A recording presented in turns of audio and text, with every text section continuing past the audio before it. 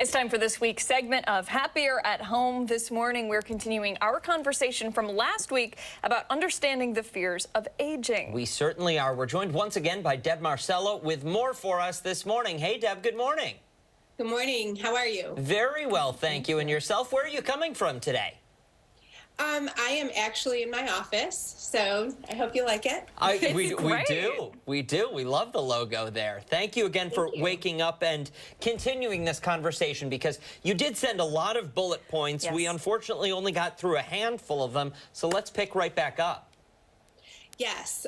So we were talking about the top 10 fears of aging last week, and I know we talked about the loss of independence, declining health function, and also financial exploitation or concerns about losing money, affording care, things like that. But one of the biggest fears that I hear of is the fear of not being able to stay in their home and stay independent. So that is where memories are made. It's where they're comfortable, especially when people start developing dementia or they're forgetful. Being in a very familiar environment is really helpful. So being able to discuss perhaps some options for helping them stay in the home is really important. Having caregivers come in, or if you're a part of a family or have a great support system, you can have kind of a calendar made of who might be helping with different things like medications, taking the garbage out, those types of things.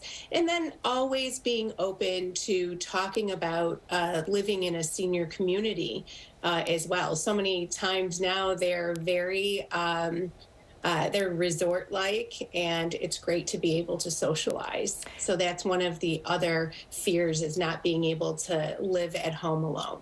Deb, at what point do those conversations need to start from, okay, we can get somebody in the house to help, and then, okay, it's time to transition to, we need to consider a nursing home or a senior living facility or something like that?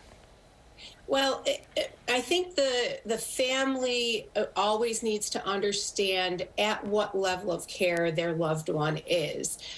So when you go to visit your loved one, if you haven't seen them in quite a while, it might be more obvious the decline, but having a care manager such as myself, there are other care managers out there that can, they're actually certified registered nurses that do these patient review instruments and screens, and that helps to determine what level of care that person is. So someone might think, oh my goodness, my mom's got to jump right into a nursing home, when there are other options out there, and having these PRI and screens also helps to give resources. So that's something that when I meet with people, I'm talking about the sources of payment for different types of services as well. A lot of people don't know about the Veterans Aid and Attendance Benefit.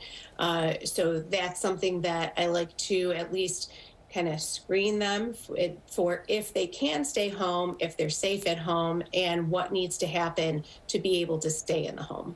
I want to, I'm going out of order here, but I want to talk about one that I think is very important as we age, and something we might not really consider or think about during the aging process until you realize you're in the thick of that, and that is the isolation and loneliness that many people suffer with.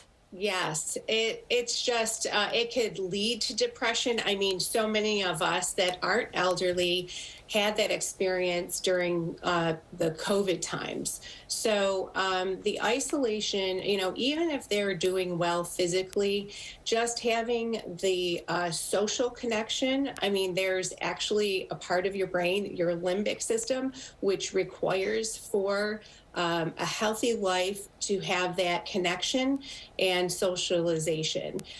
So making sure that whether your loved one is involved in church groups or these different meetups or book clubs, getting out to, especially during the summertime, there are different concerts at the shore and things like that. So making sure that if they can't get out, you could have a companion come in, or you're staying connected. If you're able to get them, some people are very comfortable on Zoom, but sometimes when you're older, it's not that easy. The technology seems like out of this world to them. So being able to even get on to a Zoom meeting and be able to talk to people, your family that's afar, it's really helpful. That human connection, so important. Deb, thank you so much for chatting. Again, you can catch the first part of the conversation on foxrochester.com. Local headlines are up next.